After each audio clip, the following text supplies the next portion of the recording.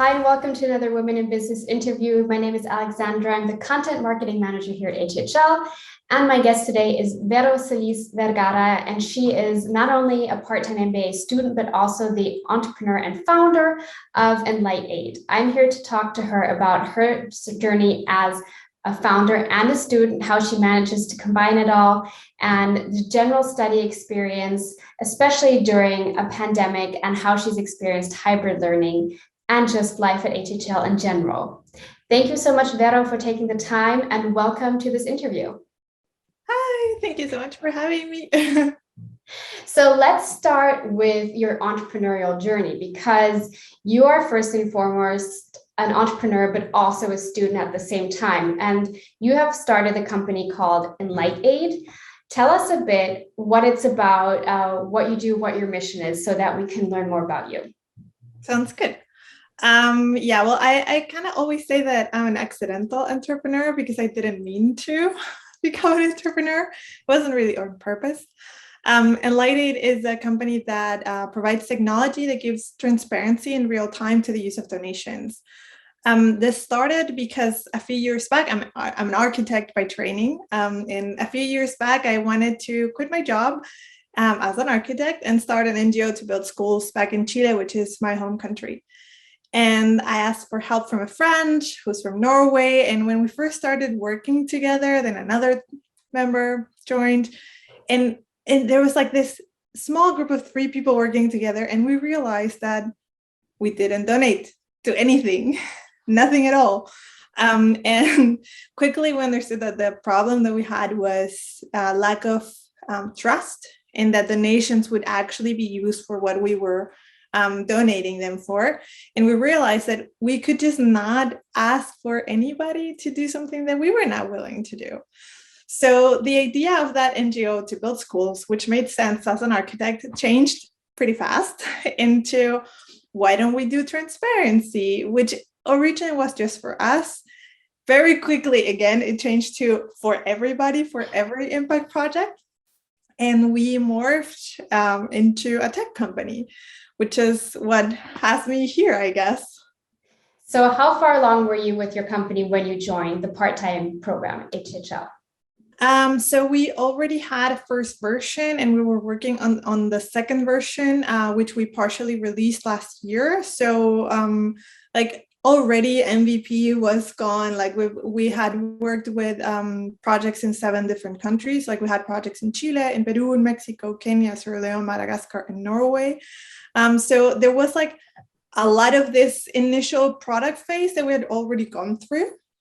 In the meantime, our team changed a little bit. And I realized that for me, like as a CEO and trying to kind of discover this, especially because I don't come from technology or from business, there were some tools that I was missing that I needed help with getting. And I think one of the biggest struggles, maybe for me, but maybe for other founders as well, is that as a founder and as a CEO, you have to provide structure for everybody.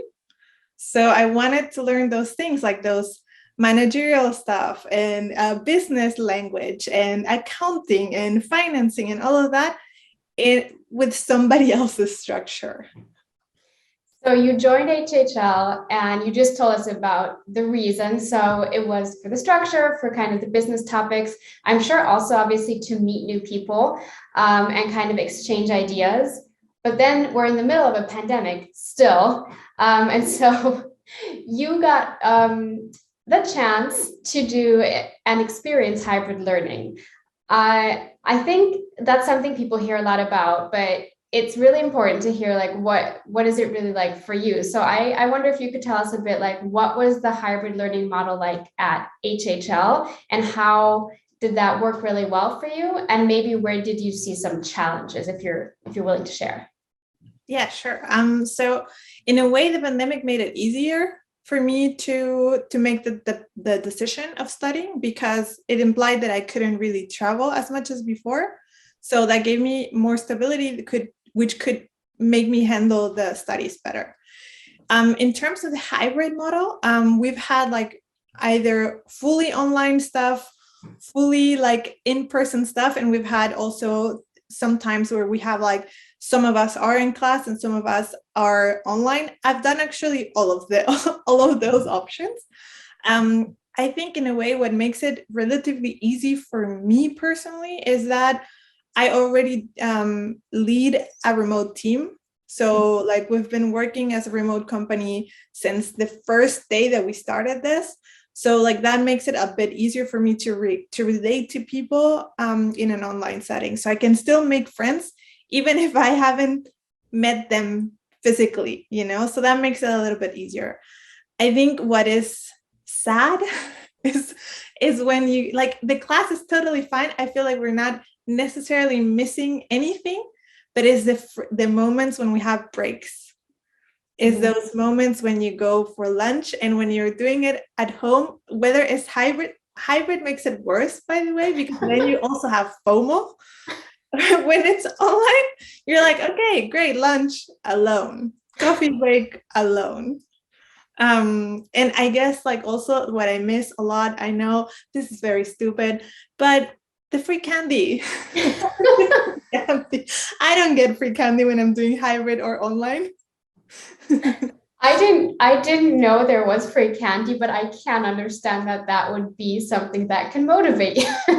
There's free chocolate, there's cookies, there's croissants, there's muffins sometimes.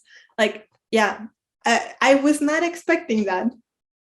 But it makes the breaks more fun. I get that. And also because like the conversations I'm sure that happen over food in general and in breaks, I'm thinking back to when I was studying, those were the moments that kind of can forge friendships.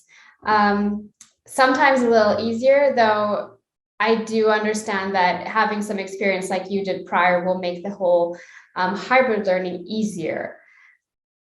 And you still run your remote team, am I right? So you still have your own business and you're studying at the same time. Yeah, exactly. So how do you kind of separate those two things? Do you have certain days of the week where you work on your company and then other times, I know there's set times for studying. Can you kind of walk us through that just as an example? Like set time for study, like in my case, like it's almost always respected. Like there was one weekend where we had, like we Enlight Aid had a festival, and I was gonna do both.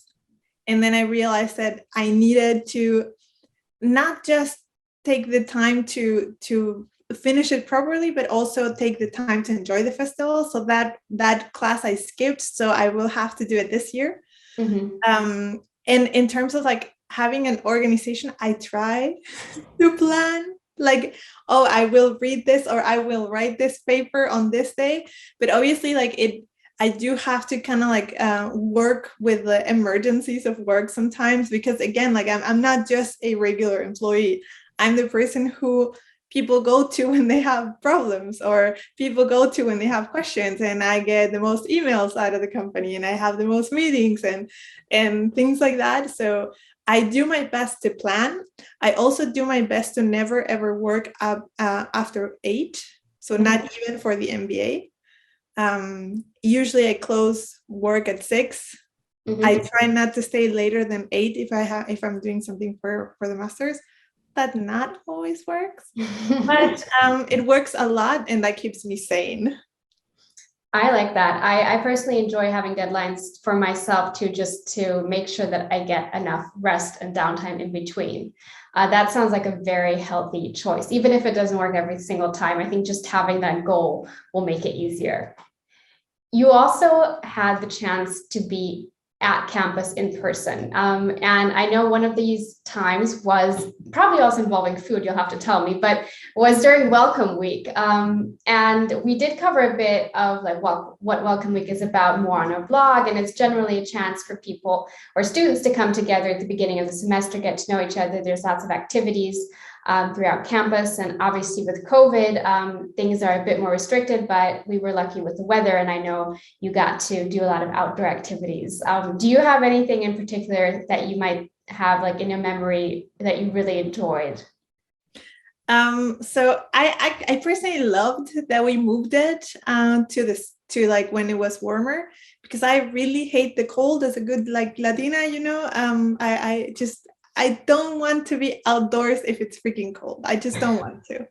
And it also like makes me a little bit grumpy. So I thought it was perfect. And I think something that I do remember a lot, or that I kind of like still enjoy kind of looking back at it, was we did biking. We did kind of divided into groups, and we did some biking, which was really fun. I have a terrible sense of balance. So I was pretty scared when we were kind of like up a little mountain, and the team was super supportive as well. And they waited for me. I was like the chicken, like, I'm such a coward biking. And that made me feel really supported as well. Like, this is like a community that it's not just about, I don't know, being competitive or just about like having the best work, but it's also about getting to know each other, understanding each other's limits, supporting each other when one of us is not great or so at something like biking. And also like the nights when we got together and we had food and we went out to have pizza, that was really, really nice. I always like to think back to my welcome week equivalent. Basically, it was such a fun time, and I'm so happy that you got to experience that with your classmates. One of the special things about an MBA, also the part-time MBA, is that you have people from so many different backgrounds, both job-wise, but also culturally. What has your experience been like? What is it? What is the support? You already mentioned it a bit, but among colleagues, how do you work together? What is it like working with a rather diverse group of students? I think it's great. I think also what I really enjoy is that we have a pretty wide range of age. I think the youngest is somewhere like 23, 24. And the oldest is a bit over 40. So it's like, it's a big gap. And I really like that because it gives us a lot of different points of view and a lot of different stages in life as well. Like somebody who's just starting in their career, somebody who's married with children and a house, and, you know, like all of this that comes up with age, and that brings you something that is, okay, yeah, a lot of professional experience, but also like, how do you balance that with your life, whether you're a woman or a man, and I think that is amazing. Also, we have like, I think we have 9 countries represented in our generation, which is really nice as well. I think it could be a little bit more diverse probably if we were like in the full time, because I guess like that people kind of move into Germany to do it in the sense like we're all living in Germany already, so that makes it maybe a little bit less diverse. But I think overall it has been really, really great and really a good discovery to kind of like try to see and understand everybody's strengths and weaknesses. You said at the very beginning that you wanted to do the part-time MBA because you wanted some more business knowledge, among other things, some theoretical knowledge too on structures, how to run your company.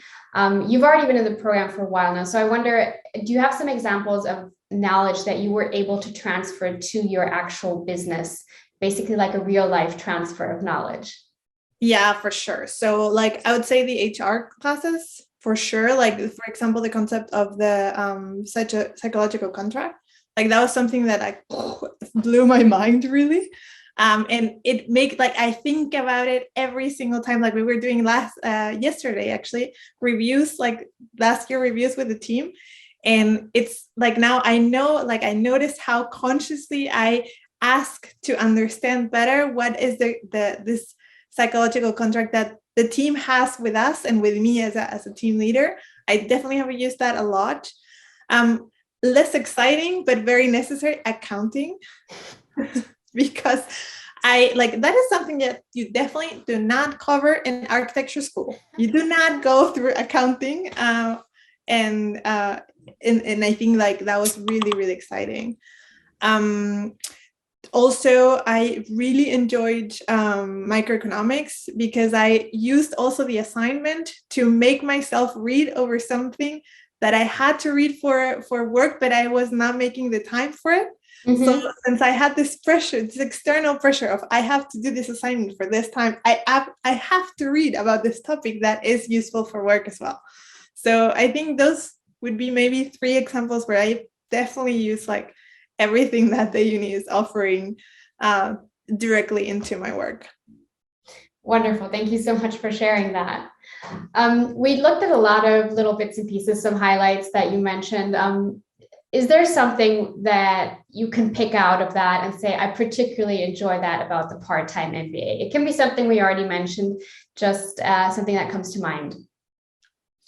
I think one of the things that I mostly enjoy is the people. Like I honestly, like, I can't put it in any other way. Like the class has some amazing people, some very supportive people. Like one of my classmates, I usually stay at his apartment and her girlfriend's apartment when I go to class. So like that's how supportive this community is, right? Like they literally give you their couch, you know, to go to class. So I think I couldn't be more grateful for those things. Do you have any final words something you'd like to share with the community? Because I know prior to recording this interview, you had a lot of different ideas and knowledge that you wanted to pass on. So I want to give you the chance to speak to the HHL community and pass on some advice. Oh my goodness. If I said anything brilliant at that time, I have absolutely no recollection of it. But I think and maybe what helped me is that to kind of be willing to ask for help, maybe. Mm-hmm. I always thought that I could never do an MBA because of like the costs and the time and you know, like the different background that I had. And the first thing that I did was ask for help. And HHL in that sense was very supportive of me, and like the whole staff has been incredibly supportive and just has made my life really easy. So like maybe if somebody is considering it but thinking that either they're not good enough or they can't manage it, well, ask for help. Thank you so much, Vero. That I think that is the brilliance in itself. No worries. And I'm sure that is the push for someone listening who maybe needed it. And thank you for taking the time to talk to me today, to share a bit of your experience. And I'm really looking forward to seeing what else happens with Enlight Aid and in your personal journey. Thank you. No, thank you so much for the space, and always happy to provide any support. So wonderful. We'll have the information on how to contact you in our blog post. So anyone wishing to do that, please check it out and have a wonderful day. Thank you so much. You too. Thank you.